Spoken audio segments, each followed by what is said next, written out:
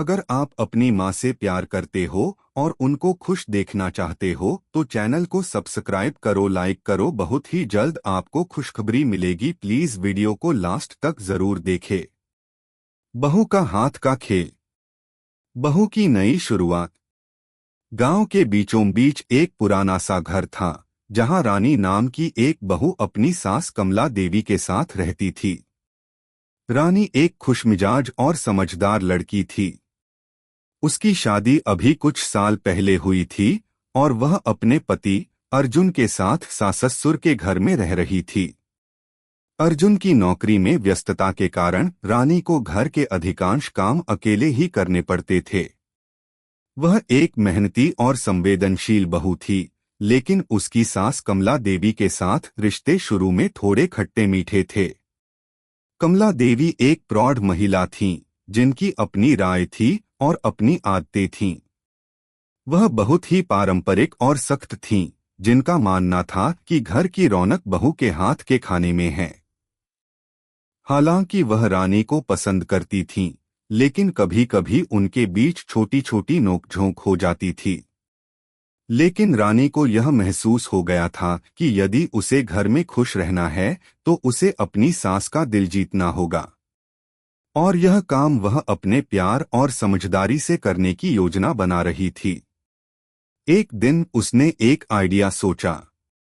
उसने सोचा कि क्यों न अपनी सास के लिए एक मजेदार हाथ का खेल तैयार किया जाए। ऐसा कुछ जो उसे खुश कर सके और उसके चेहरे पर मुस्कान ला सके। हाथ का खेल। रानी ने अपने दिमाग में एक खेल तैयार किया। वह जानती थी कि कमला देवी को पुराने समय की चीजें बहुत पसंद हैं, विशेषकर पारंपरिक खेल और किस्से।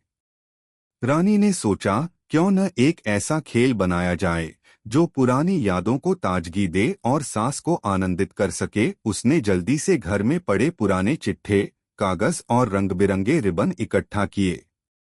रानी ने इस खेल का नाम रखा, सास बहू का रचनात्मक खेल।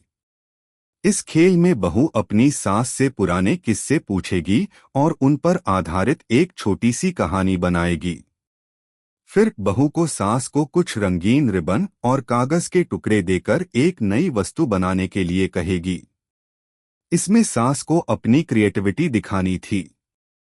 अगले दिन रानी ने कमला देवी को अपनी योजना के बारे में बताया। माँ, आज हम कुछ नया करेंगे। मैं आपके साथ एक मजेदार खेल खेलना चाहती हूँ। क्या आप तैयार हैं? कमला देवी पहले तो थोड़ी चौंकी, लेकिन फिर उन्होंने हंसते हुए कहा, अच्छा, ये कौन सा खेल है? मुझे तो कभी हाथ का खेल नहीं किया। बस एक छोटा सा मजेदार खेल है, माँ। आप देखिए, आपको बहुत मजा आएगा, रानी ने चहकते हुए कहा। खेल की शुरुआत। खेल की शुरुआत हुई। रानी ने सबसे पहले अपनी सास से पुराने समय के कुछ किस्से पूछे जो कमला देवी को बहुत पसंद थे। माँ, क्या आप मुझे उस समय के बारे में बताएंगी जब आप युवा थीं? रानी ने हंसी में पूछा।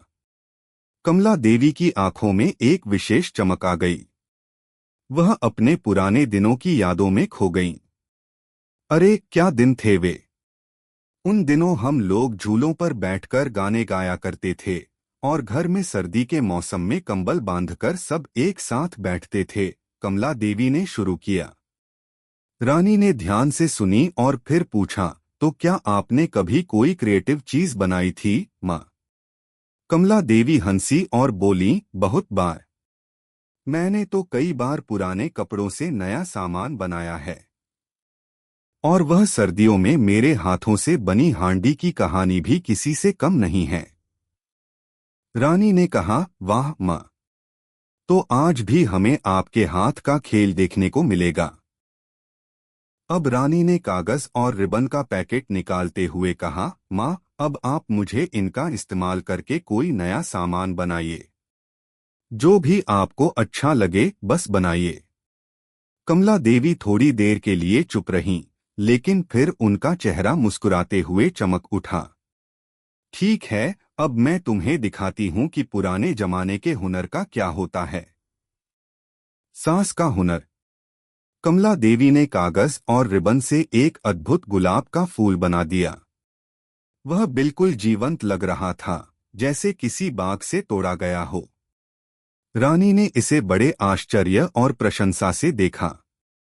माँ, यह तो बहुत खूबसूरत है।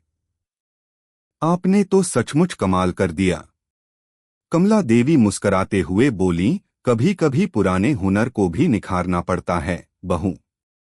यह सब समय और अभ्यास का काम है। रानी ने कहा, माँ, यह गुलाब तो अब हमारे घर की शान बन जाएगा। फिर रानी ने अपनी सास को एक और खेल खेलने के लिए प्रेरित किया। इस बार वह खुद एक छोटी सी क्यूब जैसी चीज बना रही थी और कमला देवी से कहा, माँ, अब इसे सजाइए। कमला देवी ने रंग बिरंगे रिबन और कागज के टुकड़ों से सजावट शुरू की। उन्होंने उस छोटे से क्यूब को सजाते हुए इस पर कुछ पुराने कहानियों के पात्रों का चित्रण किया। रानी को यह देखकर बहुत आनंद आया और वह खुद भी अपनी सास की कला को देखकर अभिभूत हो गई। रिश्ते का नया आयाम। इस खेल ने सास और बहू के रिश्ते को एक नया मोड़ दिया। पहले जहां छोटे छोटे मुद्दों पर विवाद होते थे, अब दोनों के बीच एक गहरा समझ और प्यार बढ़ने लगा था। कमला देवी ने महसूस किया कि रानी न सिर्फ एक समझदार बहू है, बल्कि एक बहुत ही क्रिएटिव और संवेदनशील लड़की भी है। रानी ने भी समझ लिया था कि अपनी सास के अनुभवों और हुनर को सम्मान देना रिश्तों को और मजबूत बनाता है। अर्जुन, रानी के पति, जब घर लौटे तो उन्होंने देखा कि माँ और बहू दोनों एक साथ हंसी खुशी समय बिता रही हैं। उन्होंने पूछा, क्या बात है, दोनों का चेहरा इतना खुश क्यों है? रानी हंसी में बोली, हमने आज एक बहुत मजेदार खेल खेला और माँ ने मुझे दिखाया कि पुरानी यादों और हुनर में कितना कुछ छिपा हुआ है। अर्जुन मुस्कराए और अपनी माँ से कहा, माँ, आप तो सचमुच एक कलाकार हैं।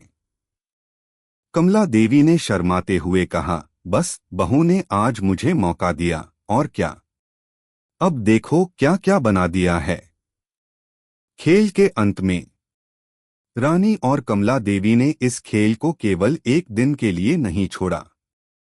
अब वह हर सप्ताह एक दिन हाथ का खेल खेलते थे।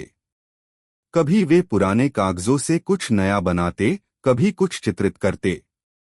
इस खेल ने उनके रिश्ते को और मजबूत बना दिया था।